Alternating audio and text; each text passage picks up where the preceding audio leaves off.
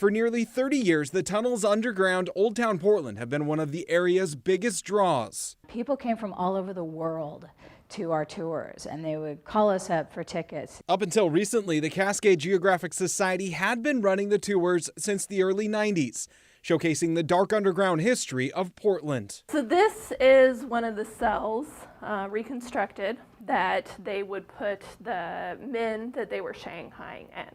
Excavating part of these tunnels, the research and the tours are the work of Michael Jones, the tour's founder and researcher who died 2 years ago. He was the Cascade Geographic Society.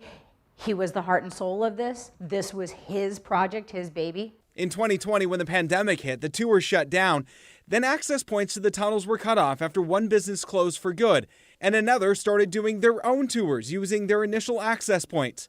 The nonprofit doesn't own the building or the main access points they were originally given permission to use. Problem is, building owners weren't entirely weren't on our side, and we ended up losing access to 2 of our 3 spaces.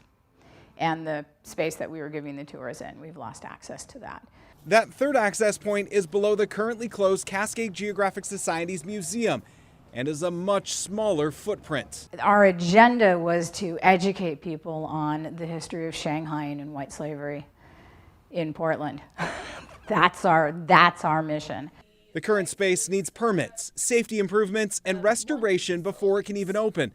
The nonprofit says they're running out of money to restore the new area and expand the museum. We really want to get back up and running. We need to get back up and running, both to preserve Michael's legacy, to continue his vision, and to bring life back into Old Town.